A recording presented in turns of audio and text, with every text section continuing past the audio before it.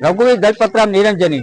ઘટના એવી બની છે કે મારા સાધુભાઈ ને ઘરે પ્રસંગ હતો જનોઈનો। એ પ્રસંગ પતાવીને મારા બીજા નંબરના સાધુભાઈ જે ગોંડલ રહે છે એ ગોંડલ જવા માટે નીકળ્યા અને કોરાટ ચોકડી પાસે ટ્રાફિક હોવાથી સાઈડમાં ઉભા હતા અને પાછળથી ટ્રક વાળો આવી અને કચડી અને જતો રહ્યો છે। બંને વાહનોને હડફેટે લઈને અને જતો રહ્યો છે અને સાપર પોલીસ ફરિયાદ લેવા માટે આવી ત્યારે અમે એમને રજૂઆત કરી કે હિટ એન્ડ રનનો કેસ છે તો હિટ એન્ડ રનની ફરિયાદ તમારે લ્યો, તો એ લોકો ફરિયાદ લેતા નથી અને અમને વારંવાર આ લોકો સહકાર આપતા નથી। રજૂઆત કરવા છતાં સહકાર આપતા નથી। અમારી માંગ એ છે કે હિટ એન્ડ રનનો કેસ હોવા છતાં જો ફરિયાદ હિટ એન્ડ રનની નહીં લે તો અમે પીએમ પણ થવા દેશું નહીં અને ડેડ બોડી પણ સંભાળશું નહીં અને અમે અહીંયાથી રોયલ ડીએસપી ની ઓફિસે રજૂઆત કરવા માટે જઈ રહ્યા છીએ।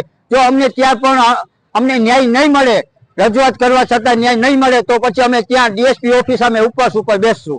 સાંજ સમાચાર ફેસબુક પેજને લાઇક કરો, વિડીયો શેર કરો અને વધુ વિગતવાર સમાચાર માટે sanssamachar.net વિઝિટ કરો।